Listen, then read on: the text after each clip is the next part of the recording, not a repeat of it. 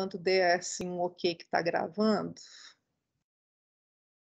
Muito bem. Então, gente, hoje a gente tem o seminário, a palestra do professor Fabrício, que é professor titular da genética, né, do Departamento de Genética, Ecologia e Evolução. Esse é um curso que está iniciando esse ano, né, de seminários avançados, para poder integrar tanto o departamento inteiro, né, que inclui genética, ecologia e evolução, né, com temas de abordagem ampla. E a proposta dessa disciplina é que, ao final, a gente faça perguntas, né, ao palestrante, perguntas de cunho técnico, né, e eu farei uma pergunta também de cunho motivacional, né. E os estudantes que estão matriculados na matéria terão acesso a essa palestra.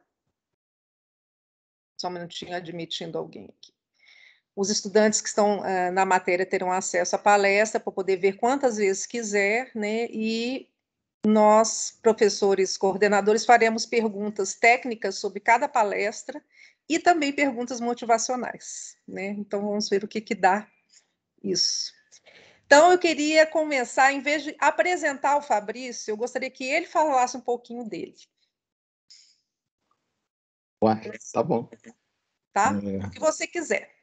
Boa tarde a todos aí, os colegas que estão aí, né, os alunos que estão começando essa disciplina. Eu queria parabenizar aí as pós-graduações de genética e de ecologia por essa iniciativa, né? Eu espero que tenha mais dessas disciplinas agregadoras por aí, né? E o que importa é a gente ter esse tipo de convivência multidisciplinar, né, nas discussões, né? O curso de biologia que eu fiz aí já era também bem multidisciplinar, né? Eu comecei fazendo estágio na ecologia, terminei fazendo estágio na genética com a minha monografia, né? Depois fui doutorado na bioquímica, então, em várias áreas do conhecimento, né? Mas especializei mesmo foi na parte genética evolutiva, inicialmente com humanos e depois com animais.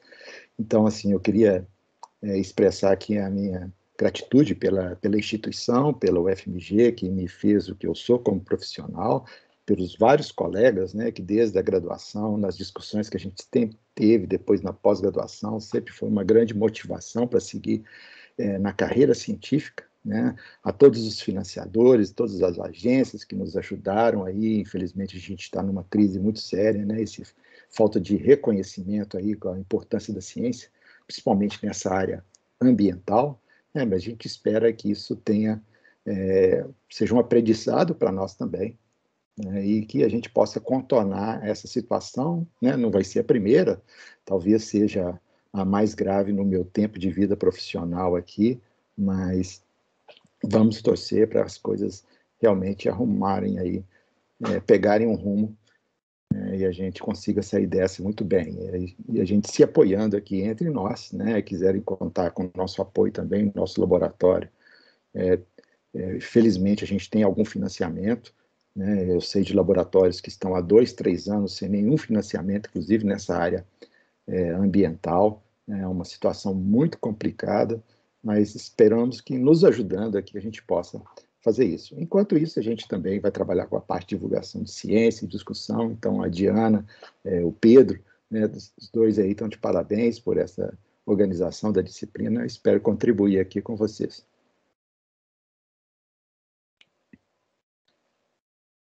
Tá muda?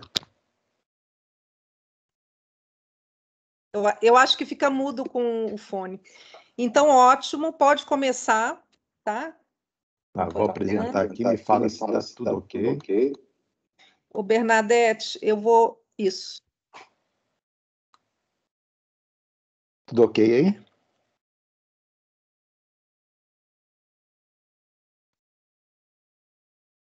Posso começar, gente? Sim, a gente está vendo teu slide. Ok. Então, mais uma vez, obrigado por esse convite, né? Eu vou falar uma palestra com a parte mais ampla de pesquisas em genética ecológica ou genética da conservação, né? Mas aqui nessa palestra eu vou dar alguns exemplos, né, que vão desde a conservação de espécies silvestres, muitas delas ameaçadas, né, de extinção, até impacto de mudança climática. Na verdade, vou falar de vários assuntos mais recentes aí do laboratório, da interação com vários grupos de pesquisa, né, e com a participação de alunos de mestrado, doutorado, iniciação científica, mas principalmente das pós-graduações de genética, ecologia, mas também zoologia, onde eu também sou parte do núcleo docente, né?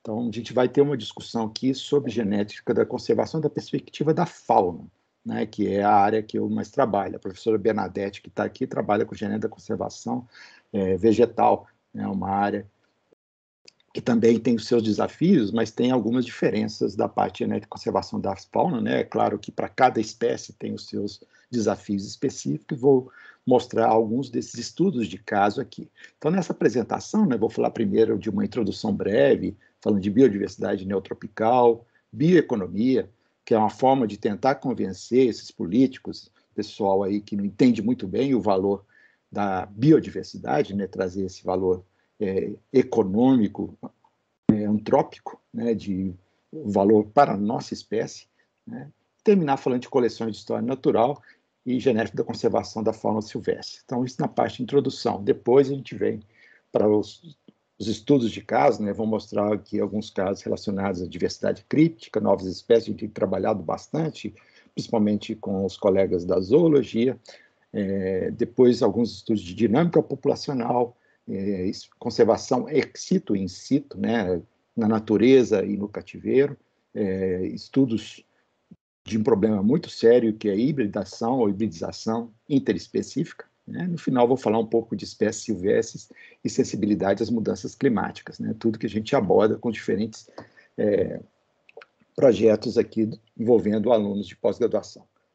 Então, quando a gente fala de região neotropical, né, aqui só um exemplo só de 4 desses principais biomas, né, cada um desses biomas com diferentes ecossistemas, né, a gente tem uma riquíssima diversidade e também essa região é aquela considerada como a região com o menor conhecimento acerca, né, do ponto de vista relativo acerca de sua diversidade de espécies. Então, uma região muito desconhecida em relação ao resto do mundo, né, com relação à área que tem, né, e o número de espécies conhecidas, né. E a gente sabe que a gente tem a maior parte dos países aqui da região neotropical estão aqui listados entre os primeiros 10 países megadiversos, né, que são aqueles países mais ricos em biodiversidade, sendo o Brasil o campeão de biodiversidade, né, segundo colocado Colômbia e depois outros países, inclusive Indonésia, México, assim por diante,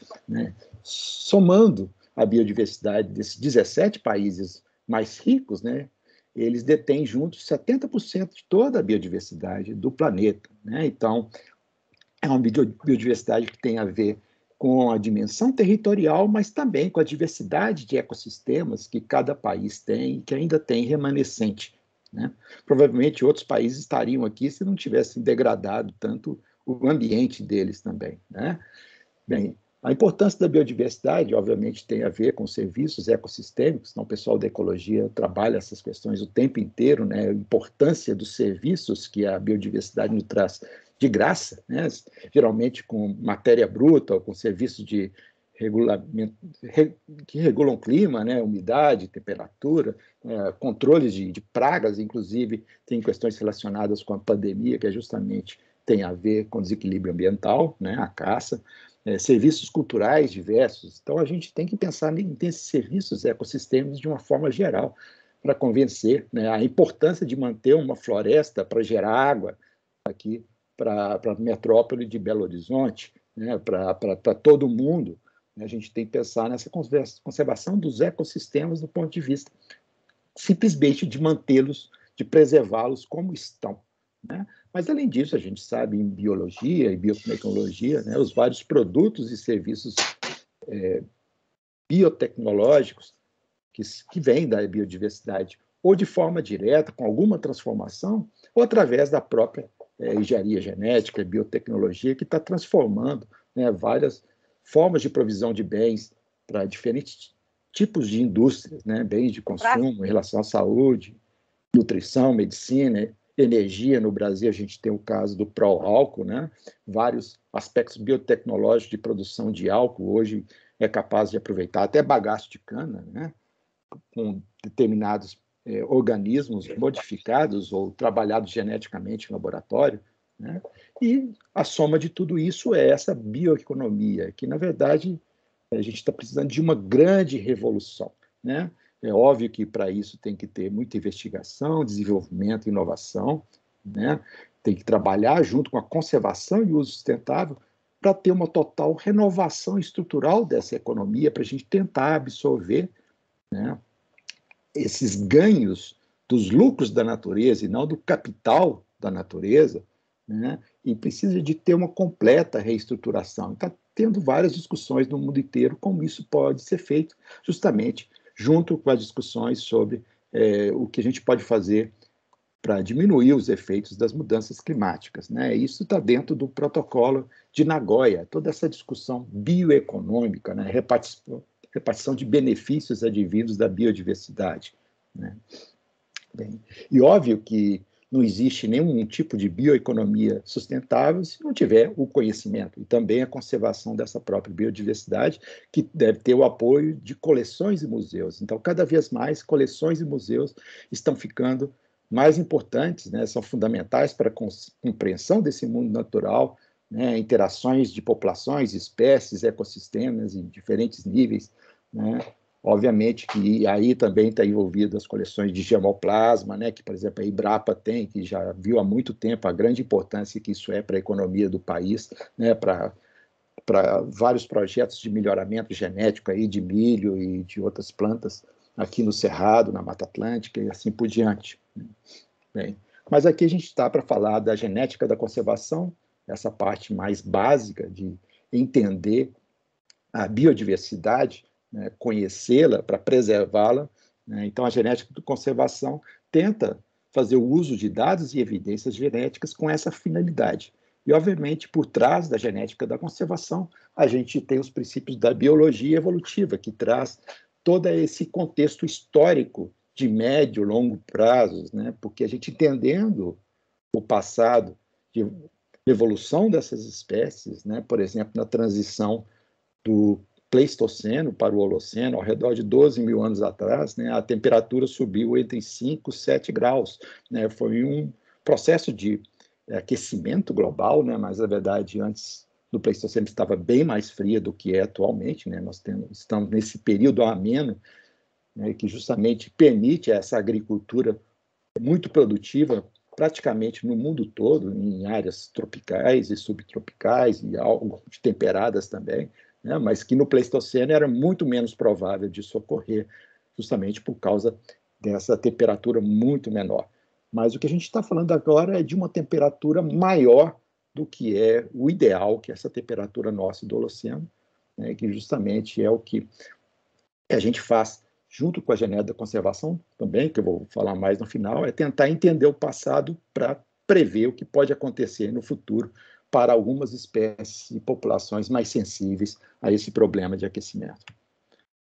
Além disso, né, na genética da conservação, a gente trabalha junto com vários profissionais de diferentes áreas e o pessoal da prática da conservação. E, para isso, existem os planos de ação nacional, nesse caso, vinculados a espécies ou grupo de espécies de determinada localidade, né? Esses planos de ação nacional que colocam em prática o conhecimento científico, ou tentam colocar em prática. Né? Então, por exemplo, eu faço parte do grupo de assessoramento do PAN, que é o Plano de Ação Nacional do Peixe-Boi, e do Pato Mergulhão. Também sou articulador do PAN Tatu-Bola e faço parte de ações do PAN Tartarugas Marinhas, né?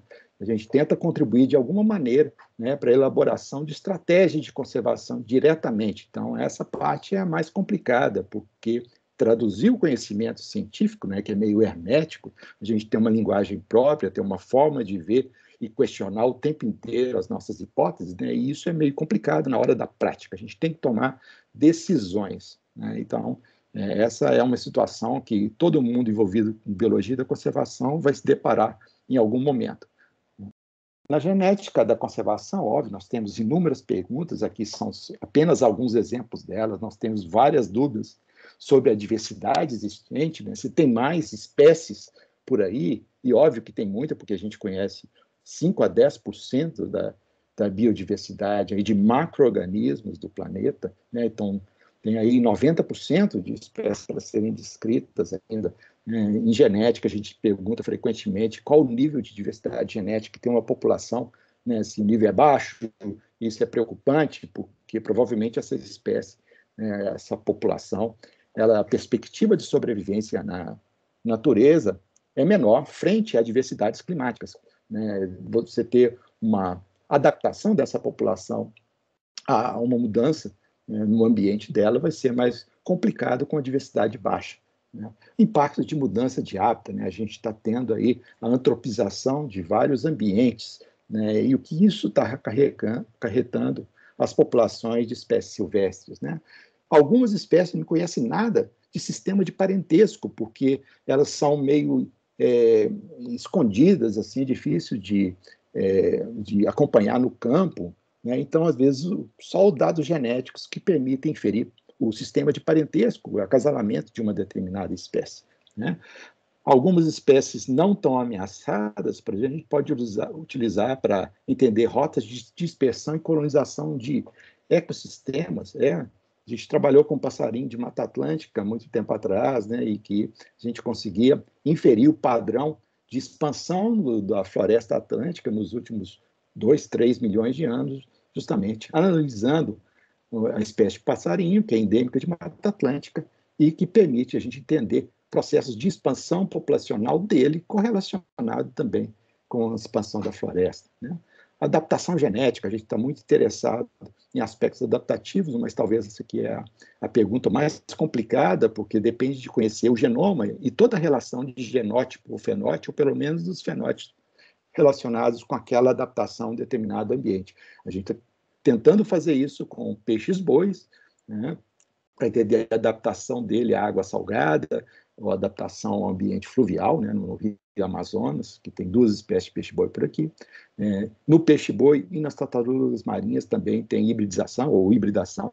Em alguns casos tem introgressão, que é quando a hibridização passa da F1, né? O híbrido ele consegue cruzar com uma das espécies parentais, né? Então isso é complicado. A gente também trabalha bastante com estudos relacionados à distribuição dos indivíduos, da diversidade genética dos indivíduos nas populações, na dimensão geográfica, né? Isso é muito importante para a gente entender a relação das populações, padrões de fluxo gênico, conectividade, e com isso a gente propôs estratégias de conservação mais adequadas, considerando a história evolutiva de cada espécie. Porque quando a gente trabalha com genética e a distribuição espacial, a gente pode voltar no tempo, entender como elas se conectaram no passado, que deram origem ao padrão de distribuição atual. Então, óbvio que em genética a gente tem que usar ferramentas moleculares hoje em dia, né? A genética até os anos 70, ela trabalhava basicamente com caracteres morfológicos, né? Mas depois da revolução molecular, né? Primeiro com proteínas, depois com DNA, a gente consegue fazer análises nesse nível molecular, né? E com DNA a gente vai no nível genotípico, né? Então, óbvio que tem que passar por amostragem.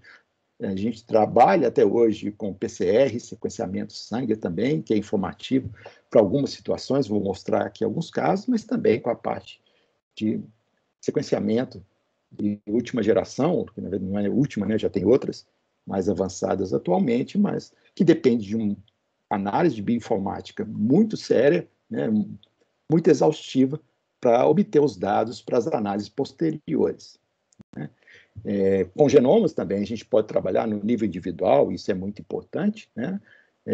Aqui foi um projeto que a gente se envolveu com o papagaio Amazônia estiva, que é o papagaio comum, e foi justamente um papagaio aqui de Belo Horizonte, né, do Paulinho Machado, filho do Ângelo Machado, era o dono desse papagaio. A gente sequenciou o genoma, e foi muito interessante, porque com uma cobertura de 120 vezes, consegui fazer uma montagem não exaustiva do genoma, mas o suficiente para a gente encontrar alguns genes que tinha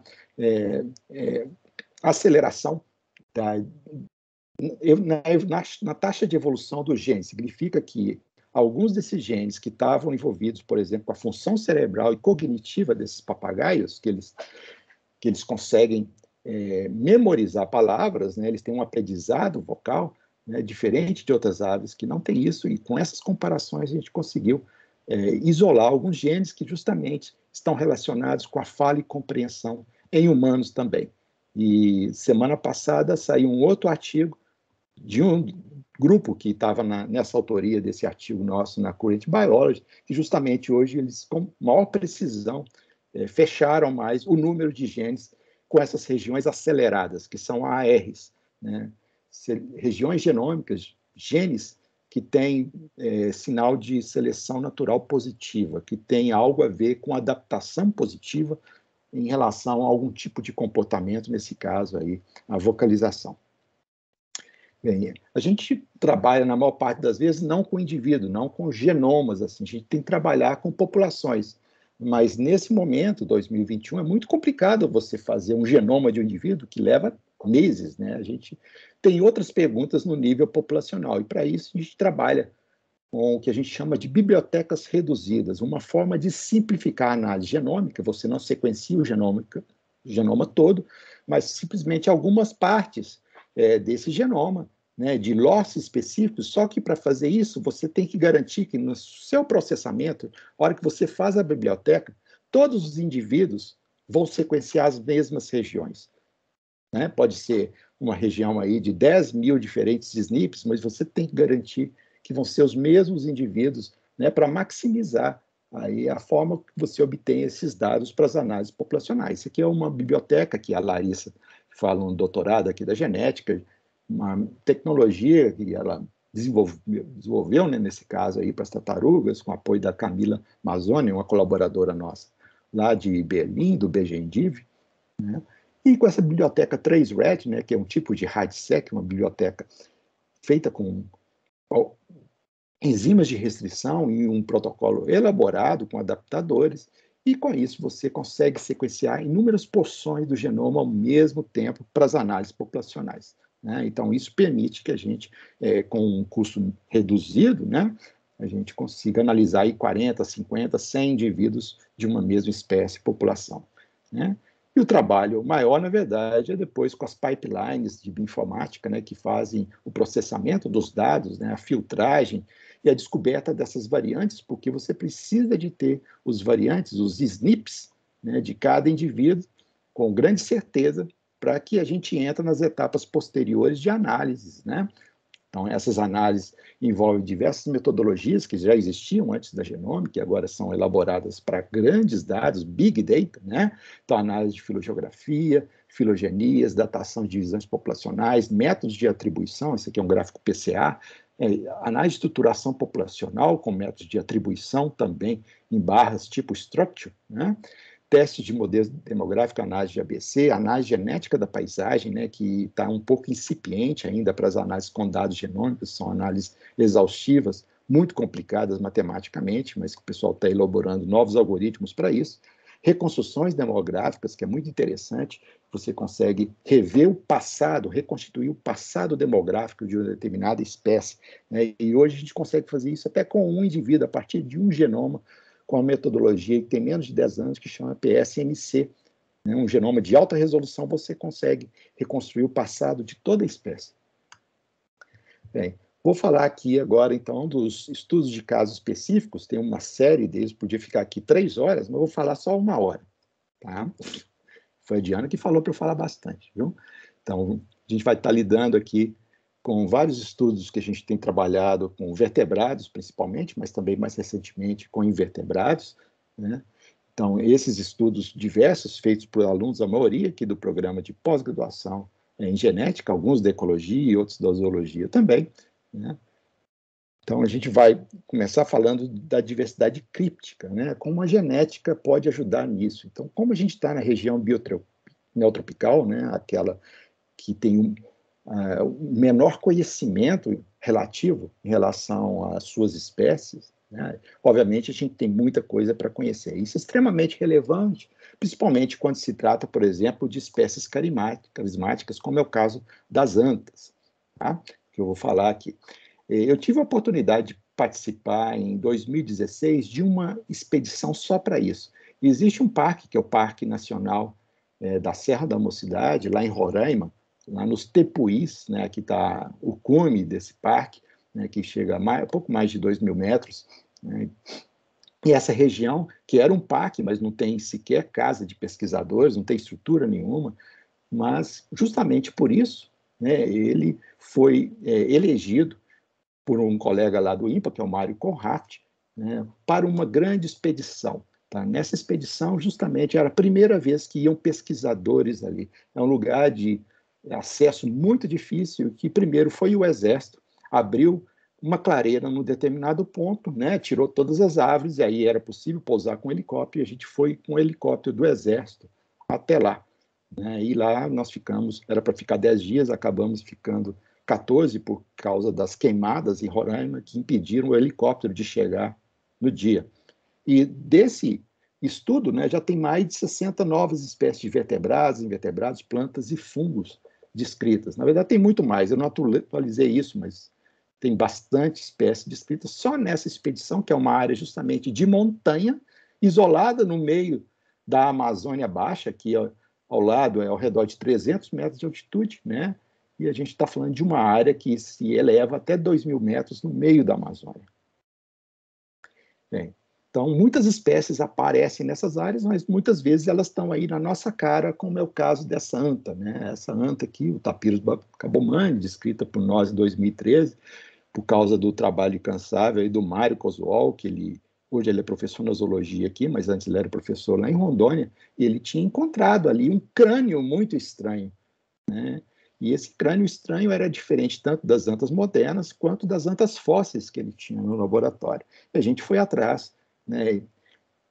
E trabalhamos geneticamente, mas tem análise também da morfologia, que está uma filogenia, que mostrava que a anta cabomani, ou anta pretinha, né, ela era um grupo monofilético, quer dizer, era uma árvore, uma parte da árvore separada das outras espécies de anta, que é a anta comum e a anta da montanha, né? Inclusive ela era mais diferenciada dessas outras, né? E isso ocorreu também para a descrição de outras espécies, análises genéticas que auxiliaram a elucidar essa diversidade críptica, né, que antes estava escondida. Né? Aqui está uma abelha e aqui está um passarinho que é endêmico aqui da Serra do Cipó, vive a mais de 1.200 metros de altitude, adaptado ao frio, e está isoladinho aqui. Ó. Esse pontinho vermelho é onde ele ocorre, e essa área azul é a área onde os parentes próximos do mesmo gênero, que é o gênero Cyclodes, aqui tem mais de 9 espécies, né, que ocorrem simplesmente só nas áreas frias, ou na parte alta dos Andes, ou na Patagônia, ou nos Pampas, ou na Serra Geral, no Rio Grande do Sul, que é o parente mais próximo. Né? Aqui é um outro estudo de uma aluna minha de doutorado aqui da zoologia, que foi a Flávia Miranda. Né? Ela ganhou menção honrosa no prêmio CAPES de 2018, né? E um dos artigos foi a descrição dessas 6 novas espécies de tamanduá, que é o menor dos tamanduás, que tinha uma espécie só, que está aqui, e por análise morfométrica, né, de crânio, análise de pelo e análise de genéticas, uma das análises genéticas estão aqui à direita, né, 6 novas espécies puderam ser descritas. Né, então, um trabalho muito bonito, né, e que mostra que realmente a gente tem que ir atrás desse conhecimento, né, antes que essas espécies sejam extintas, porque, na verdade, inclusive 2 delas, nós só tivemos amostras por causa das represas. Essa aqui é uma delas, do Rio Madeira. Nas represas do Rio Madeira, eles tiveram que fazer consultoria, né? E vários animais morrem, né? Uns são resgatados, outros morrem. Então, esses aqui mortos, né? É uma das espécies novas, o Cyclops rufus, ele é vermelhinho. Né? Aqui está o crânio dele. E o mesmo ocorreu lá em Belo Monte, lá no Xingu, tem o Cyclops xinguensis, que é uma outra tonalidade também. A gente só conseguiu material de consultoria que foi resgatado ali, né, que morreu durante o enchimento da barragem. Bem, a conclusão que a gente tem, né, quando a gente trabalha com espécies novas, a gente tem que fazer isso para conservação. Por quê? Né? Cada uma delas é uma unidade de manejo isolada. Né? É uma entrada, por exemplo, na IUCN, né, na lista vermelha. Isso implica no uso de estratégias e práticas de conservação que consideram a evolução independente de cada uma delas. Então, é extremamente importante a gente saber que espécie, o que é espécie, o que a gente está lidando, né, para a prática da conservação. Outro aspecto que eu quero chamar a atenção sobre a dinâmica populacional e preservação de populações naturais, vou mostrar aqui alguns exemplos também. Esse aqui é uma outra espécie carismática, né, a preguiça de coleira da Mata Atlântica, é a única preguiça endêmica da Mata Atlântica brasileira. Então, a Bradipus torquatus é considerada vulnerável. Então, a gente começou trabalhando lá em 2006, né? Tive uma aluna colombiana, que era a Paula Lara, que depois fez doutorado aqui na genética também, junto com o Adriano Chiarello. Então, nesse momento, a gente trabalhando com as populações e só com DNA mitocondrial, a gente já via coisas muito interessantes, né? Mas a principal delas, com essas análises, a gente demonstrava uma altíssima diferenciação. A diferenciação aqui é em torno de 97% entre as populações de preguiça do Rio de Janeiro, Espírito Santo e Bahia. Altíssima diferenciação. Esse valor de diferenciação aqui, FIST, é enorme, 97%. O FIST entre as populações humanas, considerando as populações antes da invasão das Américas, antes de 1500, tá? É em torno de 5%. Essa espécie aqui, que eles parecem tudo igualzinho, a gente não vê diferença de pelagem entre Bahia, Espírito Santo e Rio de Janeiro, tá? É 97%. 97% de diferenciação média entre indivíduos que estão no Espírito Santo para Bahia ou para o Rio de Janeiro, Espírito Santo e Bahia. É uma diferenciação geográfica enorme. Então, essa é uma altíssima estruturação. Provavelmente tem até uma possível nova espécie aí, mas a gente não conseguiu ver do ponto de vista morfológico, né, que só DNA não é possível de falar isso. Tá? E, inclusive, a gente trabalhou com isso na tese do Marcos, né, com a ajuda do Rafael, que fez mestrado também, a gente trabalhando com os Bradipus torquatus e demonstrando que nessa espécie, a Bradipus torquatus, tem pelo menos 5 milhões de anos de divergência. Como espécie, 5 milhões de anos. A espécie humana tem 200 mil anos. Tá? É uma espécie que está acumulando variação aí há muitos milhões de anos, né?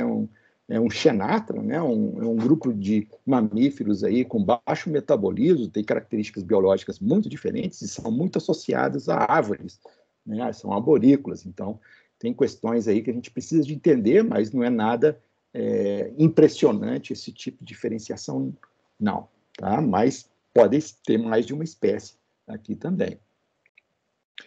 Bem, e o que a gente conclui desse estudo dessas populações? Né? Que é uma população muito fragmentada, com enorme perda de diversidade genética. Por quê?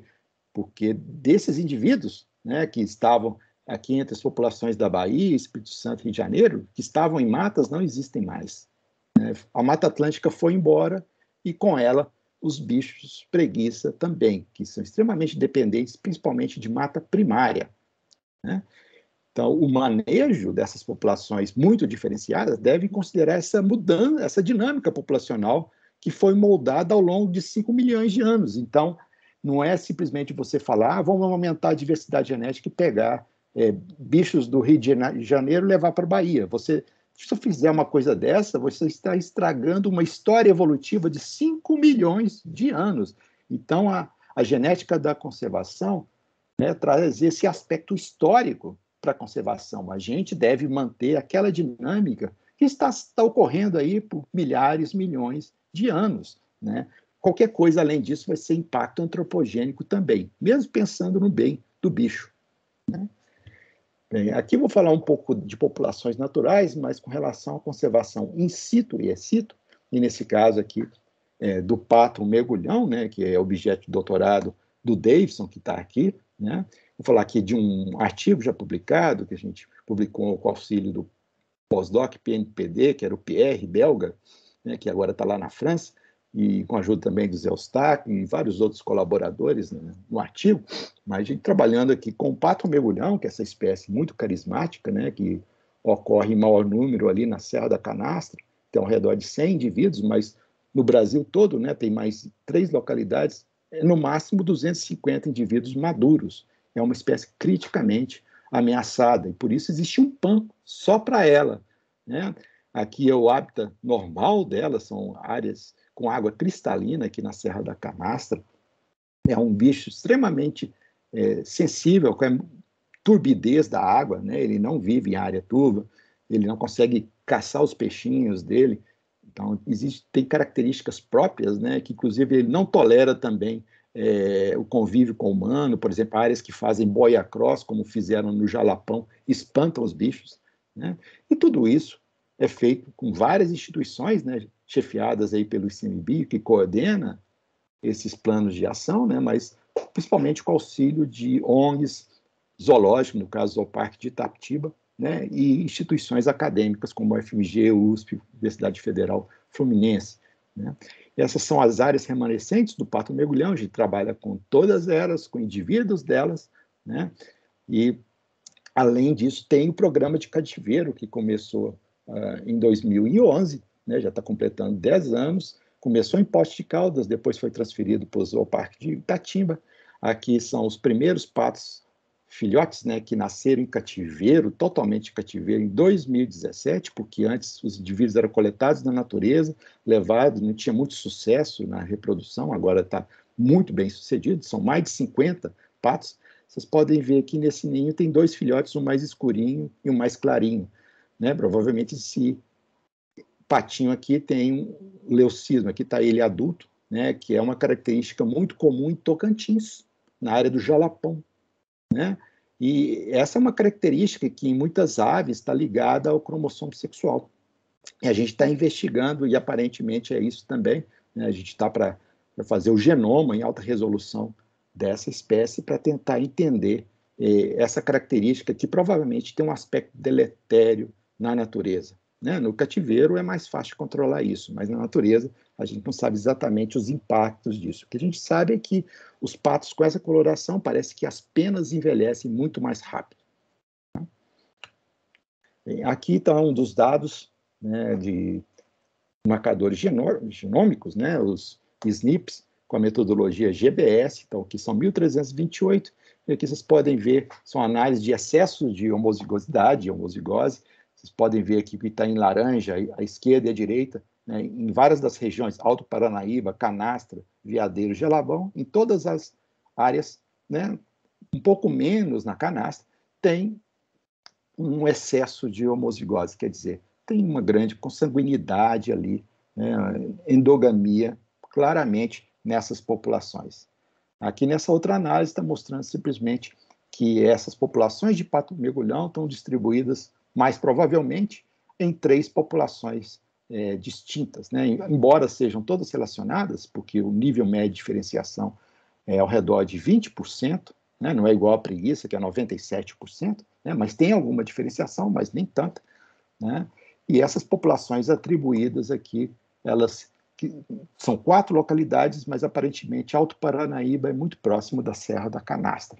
Aqui está mostrando uma outra análise de estrutura dinâmica populacional, com a MOVA e testes de Mantel, né? Então a gente consegue ver que o agrupamento mais provável é Canastra e Alto Paranaíba, como uma população, e Veadeiros e Jalapão. Então são nossas 3 unidades de manejo, nesse caso, né? Elas têm uma certa independência, mas nem tanto, né?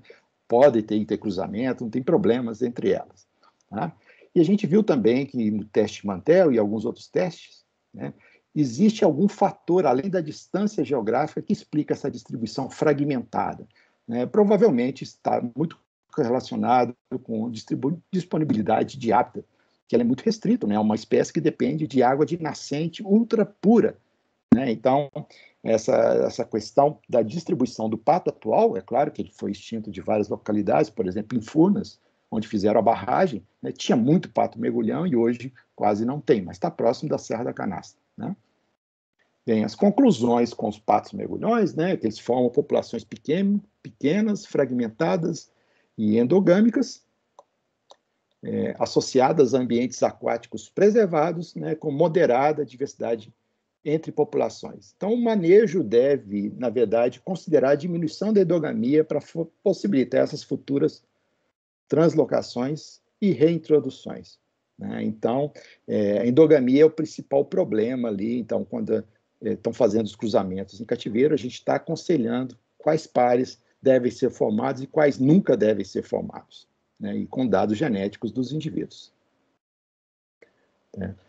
Agora, vamos falar um pouco da hibridação entre espécies ou interespecífica, né? E a importância disso para a conservação. Então, isso foi observado tanto em peixes-bois quanto em tartarugas, né? isso já há mais de 10 anos, inicialmente com dados mitocondriais e microsatélites, e hoje nós temos dados genômicos sobre essas espécies também. Tá? E o que é o problema do intercruzamento, né, de espécies?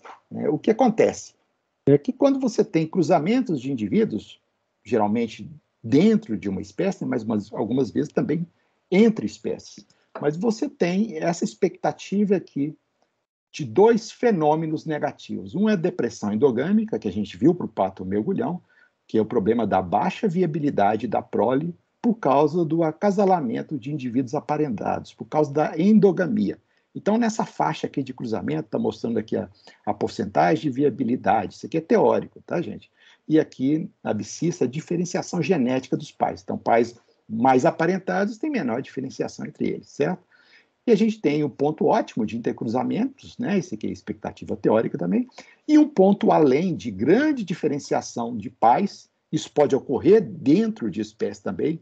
Às vezes, dentro de espécies, tem até indivíduos com cariótipos diferentes, e isso leva a depressão exogâmica, porque são muito geneticamente diferentes, né? Outras vezes por questões de genes com adaptações a locais diferentes também. Mas a depressão exogâmica é muito mais comum entre espécies. É a depressão exogâmica que é responsável pelas barreiras entre espécies, né?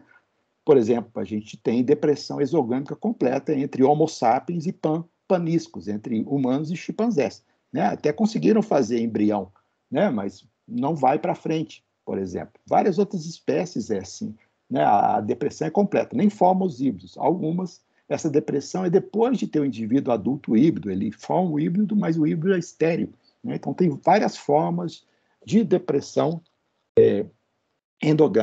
exogâmica, que é justamente essa perda de viabilidade por causa da alta diferenciação genética dos pais, que geralmente são de populações ou espécies diferentes, né?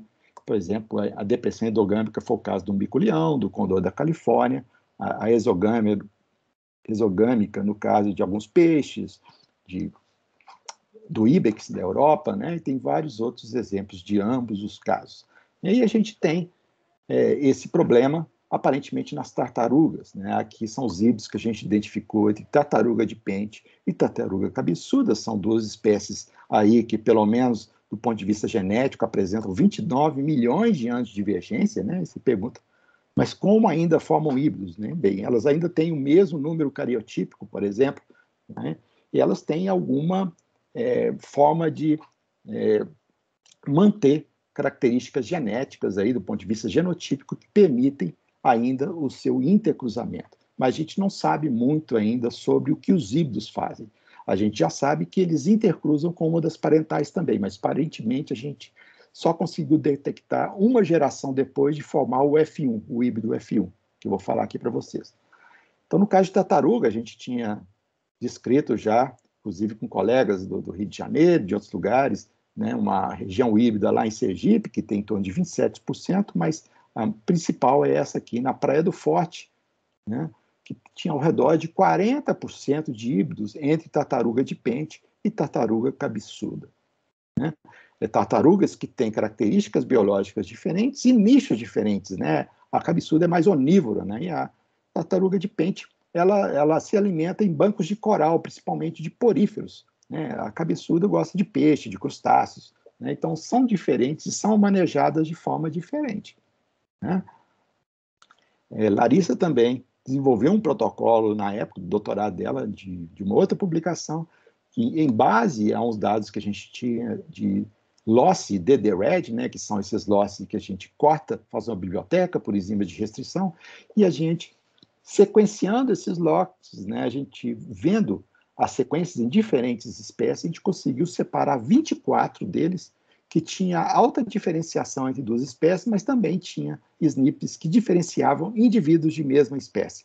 Com esses conjuntos de marcadores, a gente começou a estudar essas tartarugas. Tá?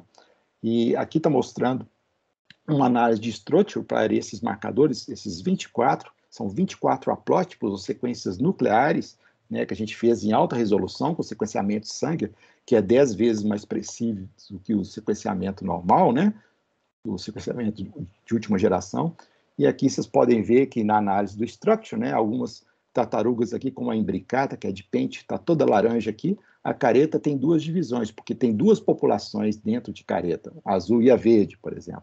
Aqui está a Lepidopteris olivácea, que é a tartaruga oliva, né?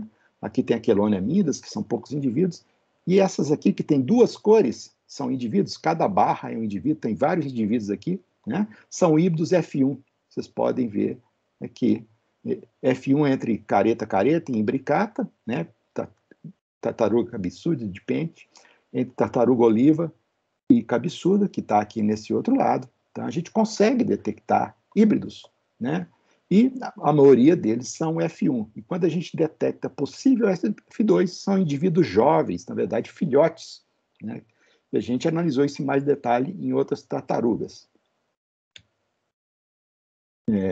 O interessante da questão de híbrido é porque a gente não sabe exatamente o que eles são, né? Se eles têm, por exemplo, se é o F1 tem metade do genoma de uma espécie e metade da outra, o que eles são? O que eles fazem? É justamente o que a gente tentava responder com esse dado de telemetria por satélite, que o pessoal do Tamar fez. Esse artigo a gente não faz parte, mas foi baseado no nosso artigo, e fizeram isso, marcaram com GPS as tartarugas que estavam desovando na Praia do Forte, tinha híbridas desovando, e viram onde elas foram. Né? E dessas que foram marcadas, 3 migraram para essa área aqui no norte, que elas botavam aqui e depois de terminar a desova, voltaram para a área onde elas alimentam o ano inteiro. Né? Aqui elas comem peixes, lagosta, né? Aqui nessa área da costa norte, nordeste. Né? E então a maioria, 3, ficaram por aqui, junto com as cabeçudas. Né? Uma delas ficou aqui na região de Abrolhos, onde tem muita coral e tem muito porífero, muita esponja, que é justamente a área de alimentação da tartaruga de pente. Né? Uma outra tartaruga híbrida, doidinha, perdeu o sinal no meio do caminho para a África. Né? Uma coisa meio estranha, mas né, de uma híbrida pode se esperar várias coisas. Né? Um outro estudo que fizemos, né, em Abrolhos tinha sugestão provável de ter híbridos lá também. Eles começaram a ver tartaruga desovando lá há uns 20 anos, né, e essas tartarugas tinham algumas meio estranhas. Abrolhos, esse conjunto de ilha ali na costa sul da Bahia, né, são poucas ilhas, né, um lugar lindo para quem já foi, né, mas tem pouquíssimas praias onde é possível de tartaruga desovar. Então é uma tarefa muito dura desovar em Abrolhos para uma tartaruga, mas elas conseguem, poucas, né, parece que é ao redor de 10 desovas por ano, mas tem desovando. Então, eles notaram que, por exemplo, tinha algumas tartarugas que supostamente eram careta, mas elas eram diferentes. E eles notaram tanto em tartarugas adultas, como, por exemplo, em B e D, quanto em filhotes, FH, que elas tinham características que não batiam com o que se esperava da espécie careta. Então, eram supostos híbridos. E a gente foi analisar isso. Né? Primeiro, a gente demonstrou que realmente tinha filhotes que eram híbridos, né? Essa é uma primeira análise que a gente fez, né? E essa aqui é a análise mais detalhada num programa que chama Hybrid Index, né? Que justamente tenta analisar o grau de hibridização de cada indivíduo. Então, com os dados genômicos de SNP Trace Red, que a Larissa gerou, né? Aqui estão os controles, tartaruga de pente, tartaruga cabeçuda, né, em azul, e aqui estão os indivíduos que foram testados. Então, tem algumas tartarugas que são adultos, né, são as fêmeas que estão desovando aqui em verde, aqui em preto são as tartarugas filhotinhas. Então, tem umas tartarugas que são de pente, filhotinho, tem umas tartarugas que são careta, cabeçuda, né? Mas tem umas tartarugas intermediárias, filhotinhos aqui. Além de uma das que está desovando também era a F1, era um híbrido que tinha 50% do genoma de um e da outra espécie. Então, esses filhotes aqui, que são F2, são filhos de uma híbrida F1 como essas daqui. Então, a gente consegue demonstrar que quando tem F2, ele não é adulto, ele é só filhote. Então, a nossa hipótese é que está tendo depressão exogâmica na segunda geração de híbrido, quando a híbrida F1 acasala com uma das duas espécies. Podem ver que acasala com as duas. Essas aqui têm mais DNA de tartaruga de pente e esses outros filhotinhos aqui têm mais DNA de tartaruga cabeçuda. Então, um acasalou com o macho pente, outros foram do acasalamento com macho cabeçudo. Inclusive, pode aparecer no mesmo ninho, porque uma tartaruga ela copula com vários machos. Tá? Então, o que a gente conclui, as tartarugas híbridas são principalmente F1, pelo menos todas as adultas, né? A gente tem evidência de F2 nos filhotes, né? Eu não mostrei aqui, mas a gente tem evidência também que os ninhos das híbridas F1, né, eles têm menor viabilidade com outros dados não genéticos, né, do que as tartarugas que são puras. Então, parece que é menos viável, pelo menos ali em abrolhos, né? E essas tartarugas estão gerando F2 com ambas as espécies parentais. Então, é uma área complicada, porque também essa área lá em abrolhos está sob influência potencial da foz do Rio Doce. Inclusive, foi encontrado ali contaminantes que vieram lá do derrame da barragem de Mariana, e a gente está estudando esse possível aspecto negativo nas populações locais. Bem, vou falar um pouquinho também dos peixes-bois, né, que a gente trabalha aí desde 1999, nosso primeiro contato lá com a doutora Miriam Mamontel, do Instituto Mamirauá, por intermédio aqui da Juliana, que foi minha aluna do mestrado na pós-graduação de Ecologia, né? Então, esse é um trabalho de longa data, até hoje a gente trabalha com os peixes-bois, né? E já no primeiro artigo aqui dos dados da Juliana, sobre filogeografia, filogenia e hibridização nos sirênios, né? Do gênero Triquecos, que é o gênero do peixe-boi. A gente gerou várias publicações em livros, em capítulos de livro e artigos científicos também sobre o assunto, mas esse aqui é o principal deles, né? E trabalhando com essas 3 espécies de peixe-boi, obviamente focando mais nos peixes-bois americanos, né? O marinho, que está na costa atlântica, né? Até o estado da Alagoas, da Flórida até o estado da Alagoas, mas sempre pela costa, e o amazônico, que é da bacia amazônica, e os dois têm uma área de simpatria aqui, de co-ocorrência na foz do Amazonas, né? A gente demonstrou já naquela época, né, a publicação de 2006, inclusive um cariótipo, né, de 50 cromossomos de um híbrido que deveria ser de segunda geração, que estava num aquário de nome POC, foi encontrado no Oiapoque, lá no Amapá, tá? E esse indivíduo POC, então, tinha 50 cromossomos, que é o esperado para a segunda geração de híbrido de um Triquecos manatus e nunguis. Nunguis é amazônico, manatus marinho. O manatus tem 48 cromossomos, o amazônico tem 56, então o híbrido F1 devia ter 52, e esse tinha 50 cromossomos, né? Então, provavelmente, era um híbrido, né, das duas espécies que acasalou provavelmente com um macho da espécie marinha, dando origem ao POC. Além disso, tem vários dados genéticos de marcadores de DNA mitocondrial, que indica a herança amazônica, e dados de microsatélite, aqui um dos lotes que eram informativos, mostrando que também era híbrido, né, e os dados indicavam o híbrido de segunda geração também. Esse aqui é um híbrido lá da Guiana Francesa, né, que a gente tem um colaborador de longa data ali, que é o Benoit de Toisy. Vocês podem ver que é um bicho encontrado numa praia, na praia de Maná, ali próximo do Suriname, né, e nessa praia, esse bicho morto aqui, ele tem inclusive uma mancha branca no ventre aqui, que é típico do peixe-boi amazônico. Inclusive, ele é mais escuro que o marinho. Então, esse aqui era um indivíduo híbrido encontrado na praia, com características de Amazônia. Também tinha características intermediárias, por exemplo, das unhas, né? Que uma espécie tem unha, a outra não, né? E esse aqui tinha um número intermediário de unha e outras características de pelo e tamanho também, que eram intermediárias, né?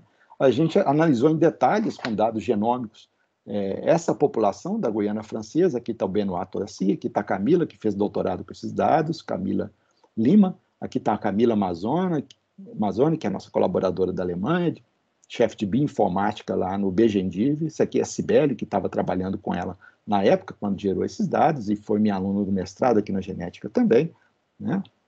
E com esse dado a gente demonstrou, né, que a população lá da Guiana Francesa é principalmente de híbridos, tá? Então aqui está mostrando, foram poucos indivíduos analisados, que infelizmente é muito difícil ter DNA de qualidade para esse tipo de análise genômica, né? Mas a gente usou aqui, por exemplo, controles. Aqui está o genoma do peixe-boi da Flórida, tá? Aqui a gente analisou 2.287 SNPs, tá? Então, a gente recuperou do genoma esses SNPs do peixe-boi da Flórida como controle. Aqui, alguns indivíduos controle de peixe-boi amazônico, aqui do Brasil também, né? Aqui a gente tem os peixe-boi da Guiana Francesa e aqui tem um outro peixe-boi que era de um zoológico lá da Alemanha. Tá? E a gente demonstrou que todos os peixe-bois da Guiana Francesa era híbrido de segunda ou terceira geração que tinha a maior parte do genoma do peixe-boi marinho, mas tinha aí em torno de 20% do genoma do peixe-boi amazônico. Vocês podem ver que essa parte avermelhada é herança de peixe-boi amazônico. Isso com os dados de SNP. Esse outro indivíduo aqui tinha menos de 5% de genoma amazônico. A gente achou muito estranho, porque ele era para ser usado como controle, mas a gente descobriu no meio do processo que, na verdade, esse indivíduo era descendente de cativeiro de uma amostra, de um indivíduo que tinha vindo lá do Suriname, que é justamente dentro da área que a gente chama de zona híbrida, onde ocorrem híbridos aqui na América do Sul, né? Então, está explicado por que esse indivíduo tem uma porcentagem aí de herança de características da outra espécie, que é da Amazônia. Tá? E o mais surpreendente, né, é que a gente encontrou o único peixe-boi puro, até o momento encontrado lá na Guiana Francesa, que não tem bacia amazônica lá tem a floresta amazônica, mas não tem a bacia amazônica, porque não tem nem o rio que deságua no Amazonas, né? Os rios todos vão para o Atlântico. Ali, o indivíduo que estava ali num rio era, na verdade, peixe-boi amazônico. O que esse cara estava fazendo ali fora da bacia amazônica, né? Para ter uma ideia, aqui está só mostrando umas outras análises que a gente fez com vários marcadores nucleares também, além dos dados genômicos, tá? A gente usou 8 loci nucleares e mostraram a mesma coisa. Aqui está mostrando o único peixe-boi puro, que é peixe-boi amazônico. Aqui está o mar, né? O Oceano Atlântico ali, que é muito cheio de lama, na verdade, ali por causa de influência da foz do Amazonas. Apesar dali estar a mais de 500 quilômetros da foz do Amazonas, todas as praias são cheias de lama. Inclusive, lá não tem ondas, né? E eu, na minha inocência, falei para o Benoit, está cheio de recife coral aqui. Eu falei, que isso? Que nada, são bancos de lama do Amazonas que impedem as ondas de chegarem aqui. Olha que coisa. E toda a água é sempre como água de foz de rio, né? Justamente por causa do Amazonas, e não por causa desses riozinhos que deságua aqui. Mas foi num desses riozinhos aqui, inclusive próximo de uma rodovia, que eles visualizaram uma carcaça de peixe-boi, né? E ele era muito estranho, porque ele era bem escuro, com mancha branca, e ele tinha o genoma completo de peixe-boi amazônico. Então, esse cara aqui, provavelmente, né, ele veio migrando pela pluma do Amazonas. Aqui está o rio Amazonas, aqui está a foz, a ilha de Marajó. A pluma do Amazonas, ela é empurrada pela corrente norte do Atlântico, que vai sentido noroeste aqui, né? E vai levando a pluma de água doce, que fica um pouco abaixo da água salgada ali, e vai aí por toda a litoral, algumas vezes chega até próximo do Orinoco. Isso aqui é uma época do ano, né? Mas aqui está mostrando que está lá na Guiana Francesa, por exemplo, levando água doce para lá. E essa pluma depois vai para a parte equatorial, aí, seguindo a corrente. Tá? E provavelmente esse peixe-boi foi seguindo essa pluma de água doce e conseguiu sobreviver até encontrar um rio ali na Guiana Francesa. A gente não sabe se tem uma população viável ainda de peixe-boi amazônico lá, mas o fato de ter encontrado um peixe-boi, né, 100% amazônico, né, embora morto ali, era uma carcaça, né, de grande relevância para a conservação, tanto que no mapa de espécies que ocorrem lá na Guiana Francesa, no último relatório do ano passado, eles já incluíram peixe-boi amazônico, né, como uma espécie que ocorre ali. Né? Isso aqui é simplesmente uma conclusão desses dados, né, dessa zona híbrida que a gente identificou, que vai desde a foz do Amazonas até aqui na parte leste da Venezuela. Tá? A gente não sabe exatamente até onde se estende, onde ocorrem esses híbridos de geração F2, F3, talvez F4, a gente não sabe ainda, tem que fazer uma análise populacional maior, mas isso é muito relevante.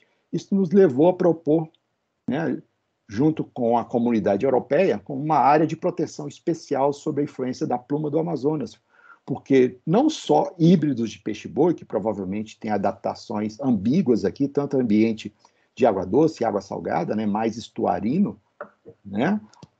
É uma área também muito rica em mangues, é a área com a maior quantidade de mangues por metro quadrado linear, né, no mundo inteiro.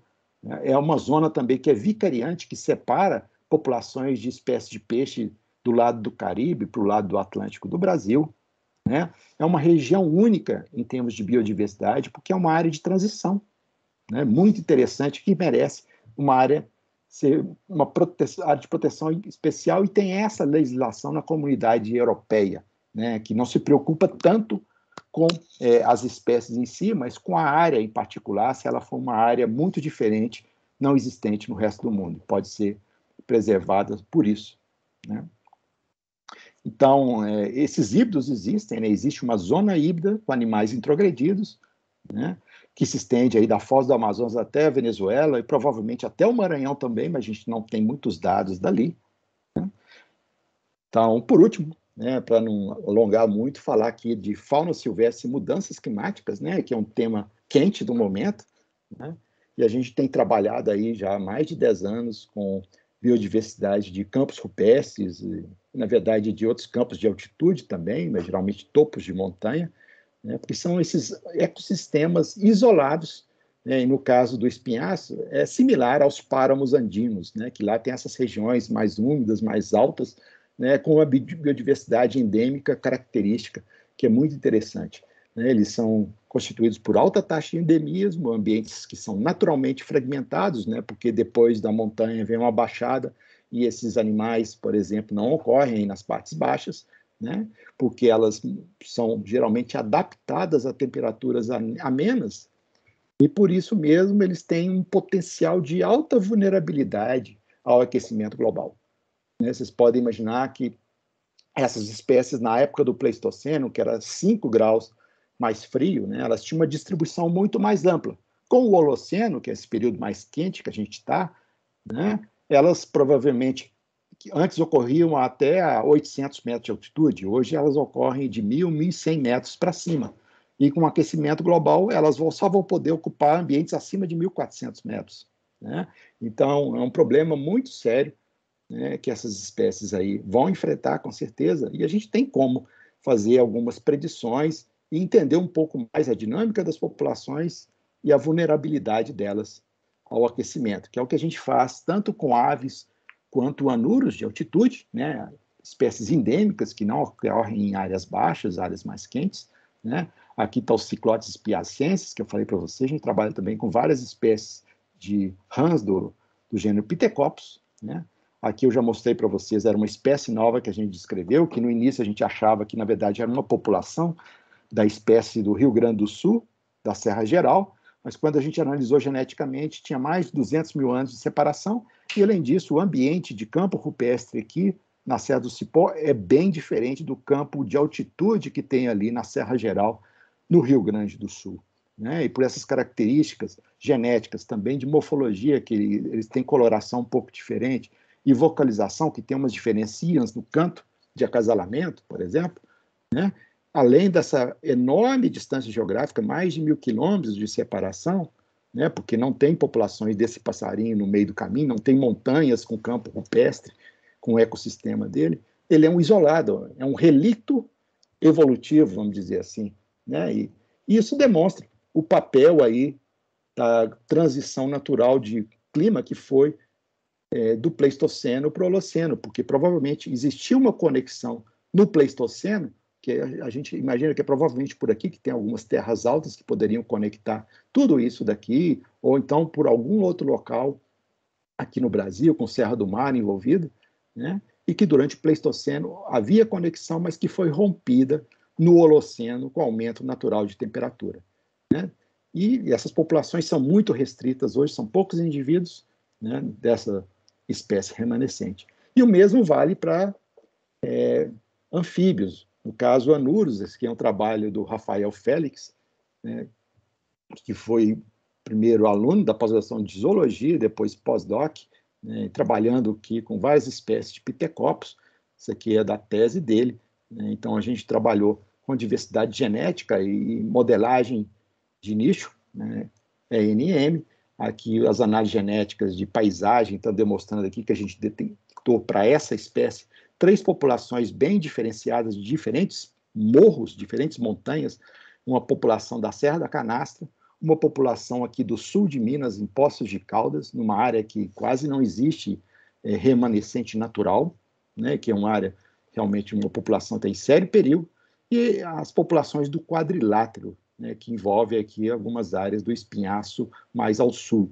Tá? Então, essas 3 populações são 3 unidades de manejo que são manejadas de forma separada, né, porque estão em ambientes separados.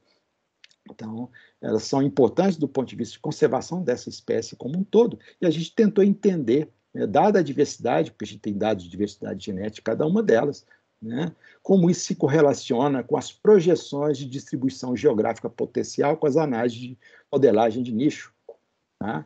Então, a gente tem aqui, para a espécie como um todo e para algumas populações separadas, mas o que é mais importante é essa, e o que a gente vê é que mudará a distribuição potencial aí com aumento de temperatura em tempos futuros, que está aqui embaixo. Né? E essa população, por exemplo, de Poços de Caldas, que já está muito ameaçada, vai correr um sério risco com as mudanças climáticas. Obviamente, é um risco sério para todas essas espécies, né? Porque mudança climática envolve também extremos de temperatura, e isso afeta também essas populações de altitude, não apenas, né, a questão do aquecimento global, que é o saldo geral da mudança climática. Né? A gente está falando aqui de extremos de temperatura e de umidade também, que são muito importantes no caso de anfíbios, né, que eles reproduzem na água.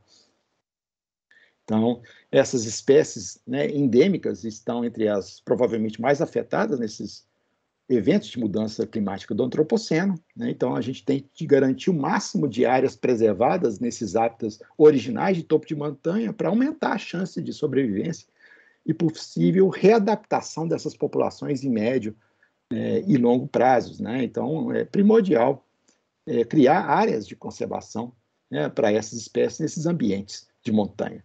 Né?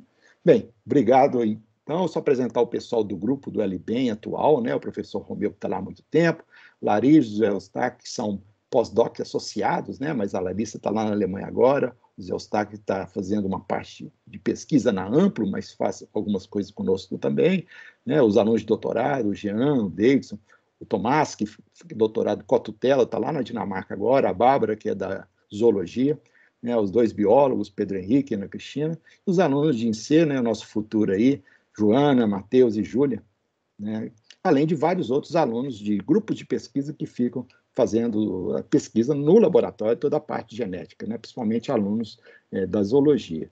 Aqui estão os vários colaboradores, aí, muitos ex-alunos, né, que trabalharam com a gente no passado e continuam, né, colegas que hoje são professores na Federal de Goiás, como o Guilherme, né, tem o Marcelo Vasconcelos, que é pesquisador na PUC, né, a gente tem aqui o Gustavo Cabani, que fez uma parte do doutorado aqui conosco, mas ele é professor lá no Museu de Buenos Aires, né, que é um grupo de pesquisa do CONICET.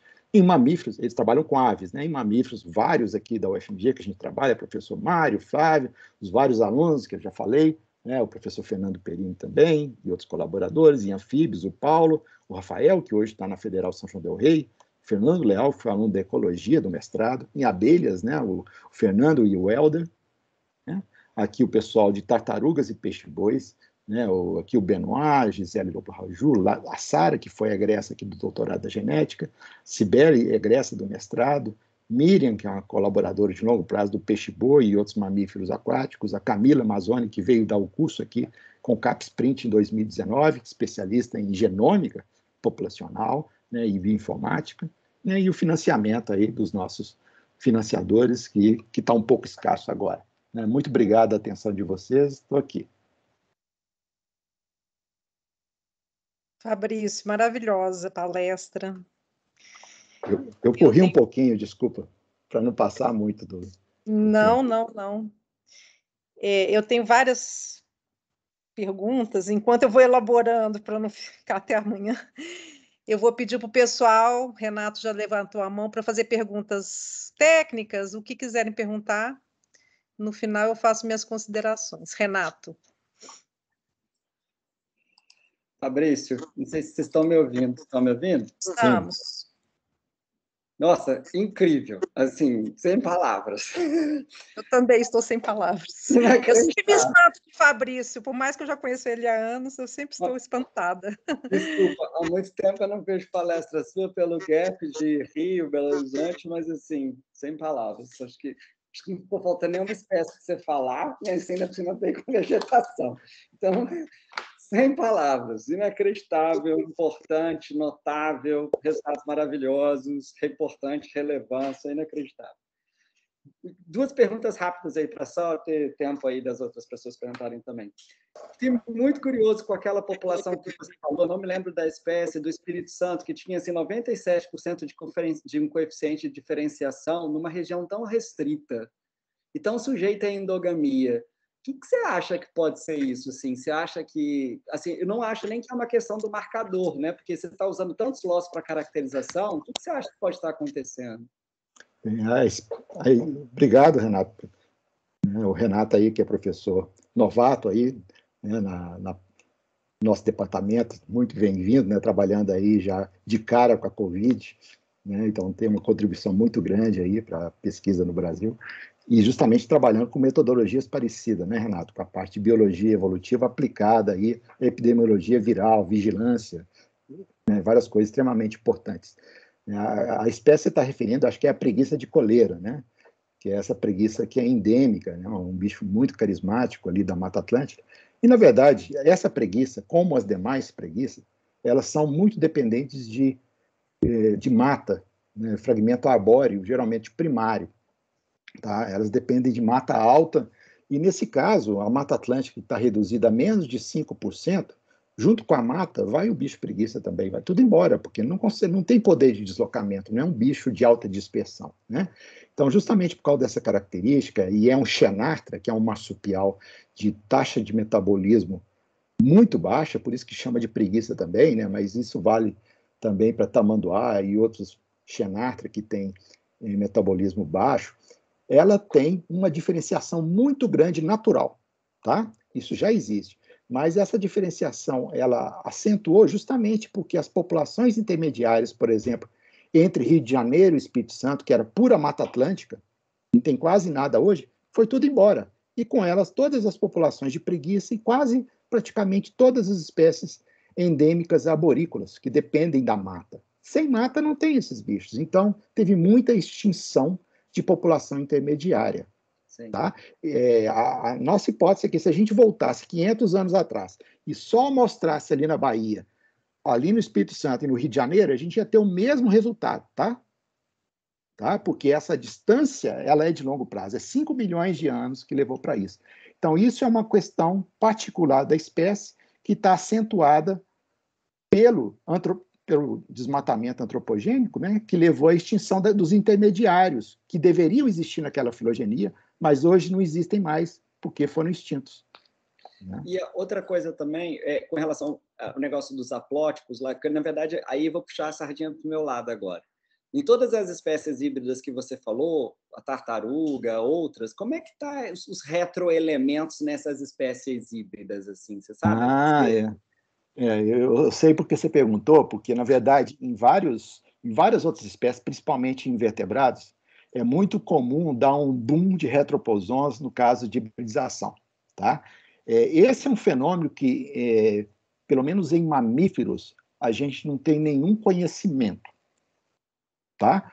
Mas é provável, porque eles descobriram essas proteínas combi, que são regulatórias aí, né, os crabs ink fingers aí, que regulam essa multiplicação, que pode ser que quando forma o híbrido, né, isso aí pode gerar alguma explosão de transposão. Mas isso é uma pergunta muito interessante. E, na verdade, a gente está gerando agora os genomas de híbrido de peixe-boi, né? Então, mas tem que ser genoma de alta definição, né? Alguns deles são bem conservados. Muda muito o número de cópia e a posição, mas dá para estudar, né? Porque eu acho que eles devem ter uma participação muito grande no hibridismo. Era isso que eu... Não, provável, mas assim, na literatura, para vertebrado, para esses grupos maiores, eu não lembro de ter visto, não. E eu sou muito interessado em transposões já há muito tempo, né? Trabalhei com transposões humanos, né? Então é uma coisa que a gente presta atenção. Obrigado.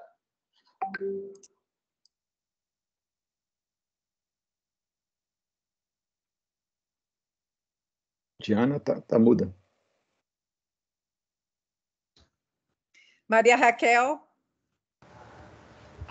Bom, Fabrício, brilhante, como sempre, né? Claro que eu coloco tudo no contexto de humano, mas já que o Renato colocou no contexto dele, eu fico mais à vontade para colocar. Então, assim, ó, aquele traço daquela mancha branca é um piebald, tá? Então, é um tipo de traço que são manchas brancas que aparecem em várias espécies parecidas com essa distribuição de linha média, e o gene é o KIT ou os genes das vias metabólicas do CAIP, né? Aí, se tu vai para o genoma, eu acho que tu pode achar a diferenciação por ali. Acho que é uma pista de lugar. A segunda coisa que eu fiquei pensando é a questão das diferenças de impacto do genoma materno e do genoma paterno nos comportamentos, né? Já tem, por exemplo, na tartaruga marinha, aquela diferença de migração. Agora, eu nunca li nada sobre essa diferença em relação a genomas não mamíferos, né? Que é onde a coisa fica muito clara. É isso. Queria essa pergunta. Muito interessante essa questão dos genes relacionado à pigmentação, né? A gente está interessado mesmo por causa do peixe-boi, mas também por causa do pato mergulhão, que tem aquele leucismo, né? Que é muito interessante, né? Uns genes lá relacionados à tirosinase que levam a isso. A gente está investigando, mas falta realmente um genoma. Mas a gente tem vários casos, inclusive tem espécies de aves que é letal, né? O homozigoto é letal. Então, se está ligado, por exemplo, ao cromossomo Z, né? Os ZZ, né? Que são os machos, talvez eles nem nasçam. E, na verdade, até agora, a gente não... Né? O Davis pode falar isso depois. Não parece que tem nenhum macho, até agora, que tem o leucismo. Parece que já tem uns 6, nenhum deles é macho. Né? Então, agora, a outra questão que você falou das tartarugas, né? Tartarugas, a influência do sexo, né? É mais complicado. No caso de mamíferos, a gente tem uma previsão, né, do princípio de Haldane, que os machos híbridos sejam totalmente estéreis e as fêmeas híbridas que podem passar genes para F2. E é exatamente isso que a gente está vendo nos dados de híbrido, porque a mitocôndria é um diagnóstico bom de híbrido, no caso de mamífero. No caso de aves, não é.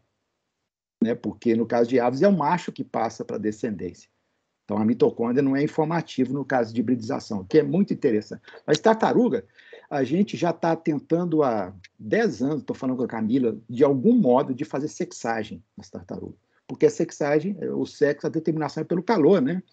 Então, essas questões são muito mais complicadas de analisar. Né? Do ponto de vista genômico, você não vai saber genomicamente o que é macho e o que é fêmea. Você tem que ter algo de expressão gênica ali, ou ter a sexagem prévia do indivíduo. Né? Então, mas é super interessante, né, tentar ver essas coisas epigenéticas nesses organismos, então, que tem essas questões de determinação sexual por temperatura. Com certeza tem algo de epigenética influenciando nisso também, e na expressão diferencial. E nos híbridos deve bagunçar tudo. Eu imagino também. É muito interessante. Obrigado. Obrigada. Alguém mais quer perguntar, gente? Pedro? Eu posso. Passo à frente aqui enquanto o pessoal pensa um pouquinho.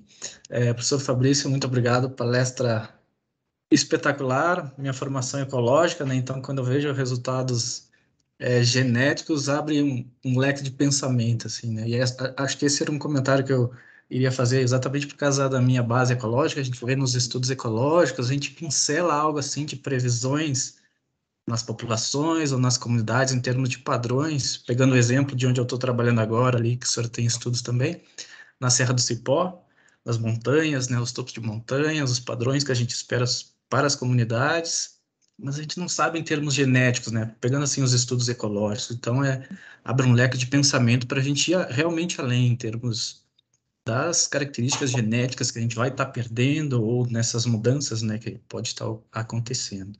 E aí uma pergunta exatamente básica, eu penso assim, a gente tem trabalhado ali com o professor Frederico Neves, Ricardo Solar, com insetos, formigas, abelhas, outros organismos, besouros, formigas, qual material necessário assim dos organismos que a gente precisa para fazer esses estudos genéticos? Pegando já na base mesmo, a gente precisa ter eles congelados, guardados em álcool absoluto, 70. Ah, tá. Bem, a questão de análises genéticas, né, é preciso de ter tecido de alguma forma preservado, né? Congelar é ideal para qualquer coisa, né? Mas insetos, por exemplo, a gente também trabalha com insetos, porque a gente tem um projeto que eu não falei aqui, que é de conexão de UCs, que a gente coleta, inclusive nós pegamos algumas armadilhas emprestadas do Fred, né, que ele nos emprestou aí, obrigado, Fred, e a gente coletou muito material e insetos hematófagos, então a gente guarda tudo no álcool 100% absoluto, ou mais de 80%, tá bom? Você coloca 70%, ele vai virando 60%, 50%, o ideal você colocar mais para garantir. E aí, a partir do sangue desses insetos, a gente está interessado nos vertebrados que eles chuparam sangue, para fazer justamente um inventário, né, da fauna independente, por exemplo, de câmara trap e outras coisas, para ver as conexões entre as unidades de conservação, para ver a diversidade escondida que está ali, que não pode ser captada de outra maneira. Tá? Inclusive, tem já estudos, o pessoal demonstrou em áreas que ocorre, por exemplo, javali, que eles não tinham, eles descobriram sangue de javali, né, num dessas moscas que chupam sangue, né? Então, mas o inseto, para trabalhar com ele, né, ele congelado ou ele em álcool, né? A gente trabalha com abelhas e sempre teve bons resultados, assim, e material de coleção também serve, seco, principalmente, né? Tira menos DNA, mas é possível também, né? E as análises são as mesmas, né? Só que inseto tem um probleminha, né? Porque inseto ele responde mais lentamente às mudanças antrópicas, porque eles têm um tamanho efetivo muito maior que as populações de vertebrados e outros organismos, né, que têm tamanhos populacionais menores. Mas deve ter uma ou outra espécie, né, que você pode escolher aí, que pode ser uma dessas que respondem mais rapidamente a qualquer mudança climática, qualquer evento antropogênico, né? Obrigado.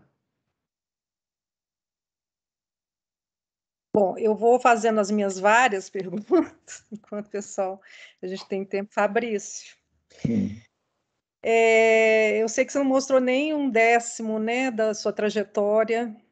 Eu conheço um pouquinho mais que outras pessoas, que eu já te conheço há muitos anos, que é longuíssima, com uma experiência de vida imensa, né, principalmente por você navegar por vários, né, várias regiões, né, da micro a macro, né, então você poderia ser até orientador na geografia, eu imagino eu, né, porque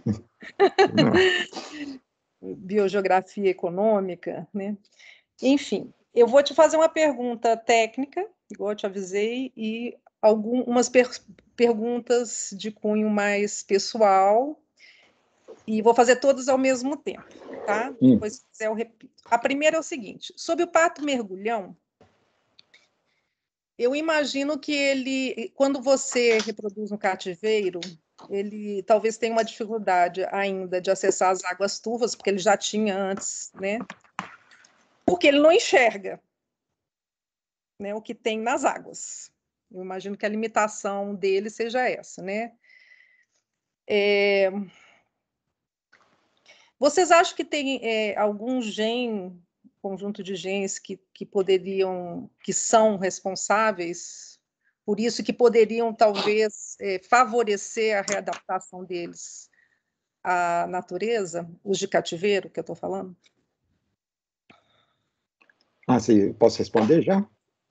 Pode responder. Eu falei que ia fazer todas, né? Não, porque essa mas fica separada dos outros. Pode responder. sobre o pato, de forma geral, né, qualquer geneticista que trabalha com conservação in situ já conhece de longa data os problemas que é o cativeiro.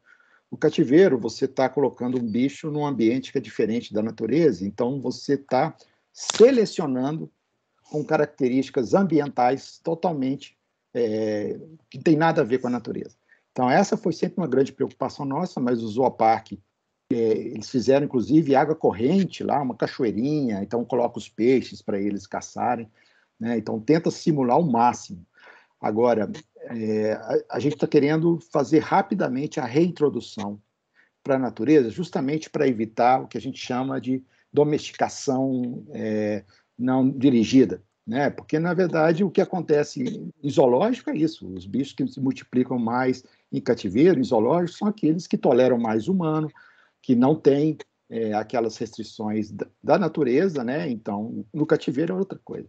Então, quanto mais tempo essa população tiver em cativeiro, menos sucesso a gente espera de ter do que a gente precisa na conservação, que é retornar ao hábitat natural. Ou como translocação para áreas que já existem, ou reintrodução, colocar em uma área que talvez até tenha existido, mas já está extinta há muito tempo. Por exemplo, lá em Foz do Iguaçu, tinha até os anos 50, inclusive nós analisamos um pato mergulhão lá do Museu de Buenos Aires, né, coletado em 1950, conseguimos uma pequena sequencinha de DNA e vimos que era uma população diferente, que é da canastra e das outras do Brasil, mas é uma população que nunca mais avistaram um bicho, já tem quase 30 anos ali naquela região, provavelmente está extinta.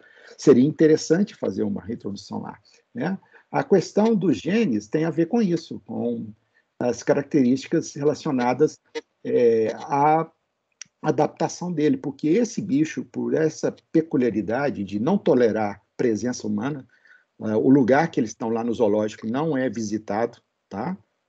Ele é todo coberto, inclusive, com umas plantas para os patos não verem humanos, só vê o tratador de vez em quando. Tá?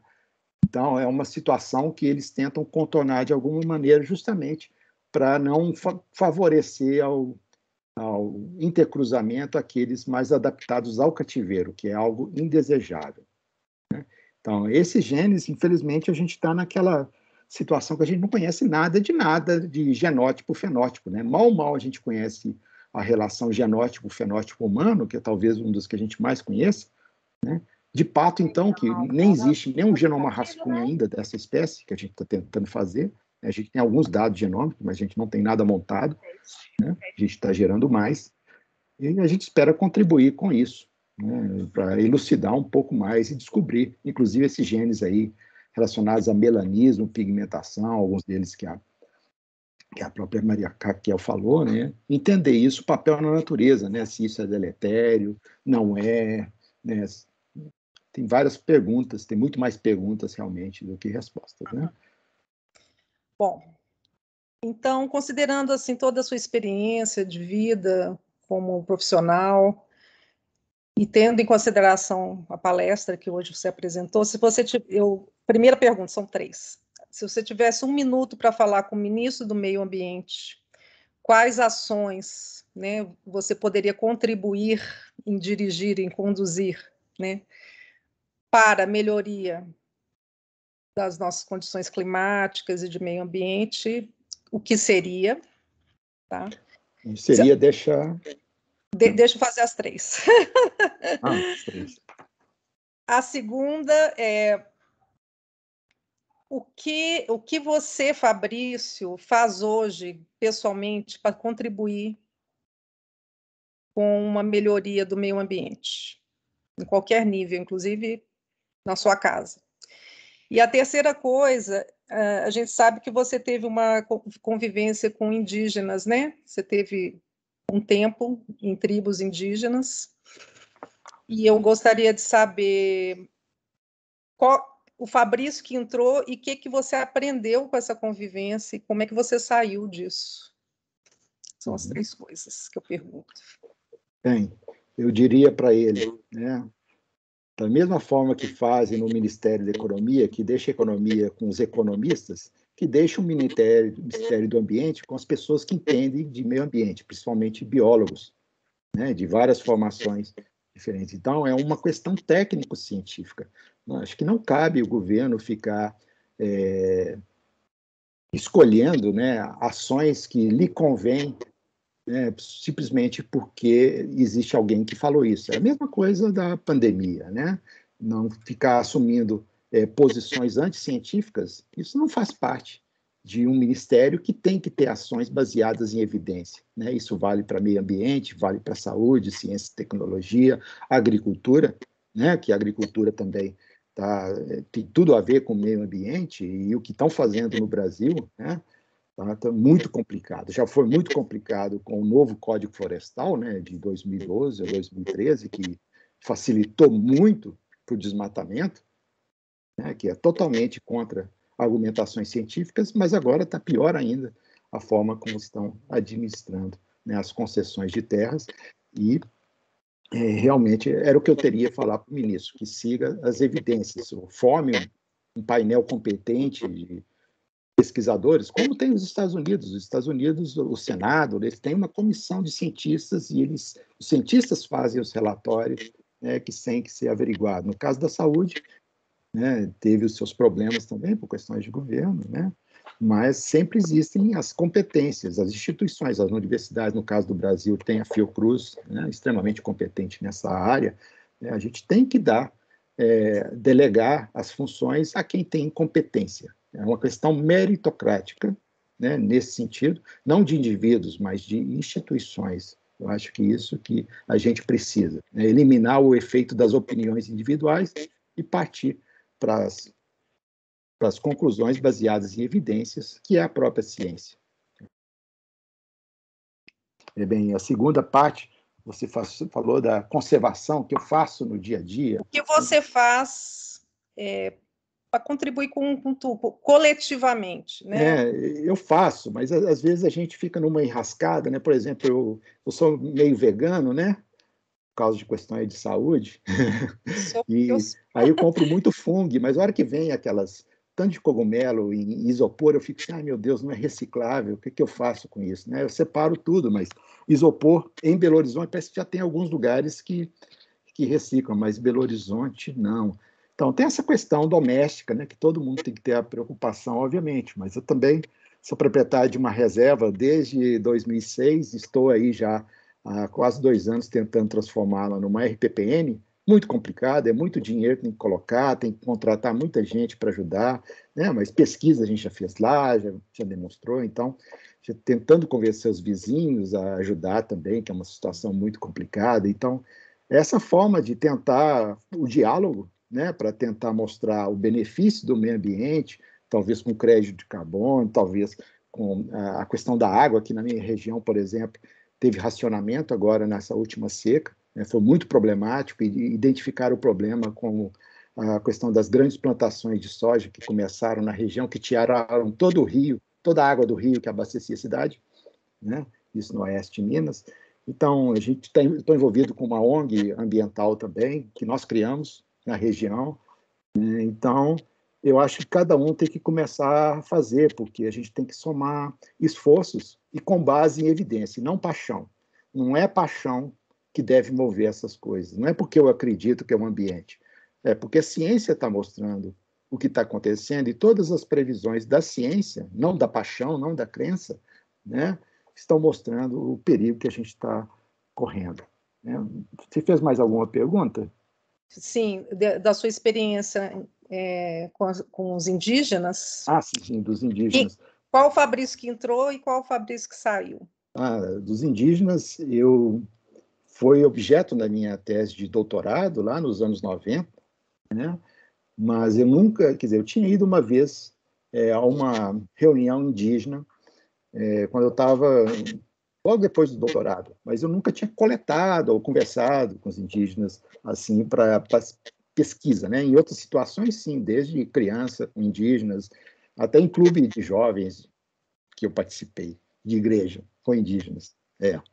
Mas na parte profissional, né, com o projeto genográfico, com verba da National Geographic, tinha esse lado da participação dos indígenas, desde o processo ali de autorização inicial, que foi uma demanda ética, obviamente, já estava previsto no projeto também, mas a gente fez com muito mais detalhe. A gente tinha comunidades indígenas que a gente coletava só depois da 4ª vez que a gente foi visitá-los, porque tinha todo um processo, primeiro com a federação, depois com a federação local, depois com o pajé, com o líder, até conseguir a aprovação E não era uma questão de convencimento, era uma questão de criar os laços, né, de confiança e mostrar que a gente está ali e com o compromisso de retornar, pelo menos, os resultados. A gente, na verdade, no final, conseguiu retornar para grande parte das etnias, por exemplo, lá no Peru, na Bolívia e no Brasil, que a gente tinha essa questão de ir primeiro para mostrar o projeto, depois para amostrar e depois para retornar com os resultados, pelo menos preliminares, né, de uma maneira que eles pudessem entender. A gente teve muitas gratas surpresas, mas também a gente tem que tomar cuidado com aquela supervalorização do dado, né? Por exemplo, teve uma etnia lá do Lago Titicaca, os Urus, que logo depois da apresentação, o cara chorando, né, um dos líderes lá, veio agradecer a gente, porque os Urus são aqueles que fazem as casas flutuantes ali no lago, e que eles não falam mais a língua original, que era a língua Uru, porque no início dos anos 60 morreu a última pessoa que falava Uru, e as pessoas de hoje falam só Aimara, que é a língua comum ali da beira do Titicaca. E os Aimara e os Quechua, que vivem ali também, falavam que esses Urus, eles eram Bamba. Bamba é o nome que eles usam para fraude, para pessoas que são farsantes, que fantasiam de ouro para ganhar dinheiro, porque tem turista que vai lá. E aí, quando a gente fez a análise genética, a gente demonstrou, né, do ponto de vista genético, que eles tinham uma pegada única de uma ancestralidade de caçadores e coletores antigos do altiplano lá entre Bolívia e Peru, que era totalmente diferente da herança dos Aimara e dos Quechua. E aí ele veio, muito obrigado por nos dar a nossa identidade. Assim, não estou dando identidade, nós só estamos mostrando a ancestralidade de vocês, né? E como vocês têm uma história única e que vocês merecem ser reconhecidos como vocês já são do ponto de vista cultural, né? Nós sempre chamamos vocês de Urus, todo mundo conhece vocês como os Urus, né? A genética só está mostrando, né, que vocês descendem de um grupo diferenciado, que estava aqui, na verdade, bem antes dos Aimara e Quechua, que são agricultores que chegaram só nos últimos 3, 4 mil anos ali nessa região. Então, essa é uma das... Tem várias histórias de indígenas, né, sensacionais. No Brasil, com Chavante. A gente aprende muito mais com eles do que eles com a gente. Ah, imagino. Principalmente respeito a certas coisas, né, Fabrício? Não, exatamente. A hierarquia, a certos rituais, né, que nós... É claro que tem muito machismo, tem muitas coisas que para nós parecem assim tanto quanto estranhas, né? Mas é a cultura deles, é a forma como eles vivem o mundo deles. Eu estou falando das comunidades mais isoladas, por exemplo. Os Chavantes, existem Chavantes que são evangélicos, Chavantes que são católicos, mas eles estão em outras terras indígenas. Nós fomos para a terra indígena Pimentel Barbosa, ou como eles gostam de falar, Etenhiritipá, que é a terra que eles não admitem religião, tá? E eles seguem a religião deles mesmo e todos os costumes. Então, podem ter 6, 7, 8 esposas, né? Você tem que começar caçando um tamanduá e você dá para um cara, o cara arruma a filha dele. Aí você dá mais algum bicho para ele te arruma a irmã, a sobrinha, né? E eu fui batizado como Chavante, então, em teoria, eu poderia ter umas 6, 7 esposas Chavantes. Mentira. Cala-te boca, né? Ai, ai. Ô, Fabrício, muito legal. Muito obrigada. Bom, gente, quem mais quer perguntar?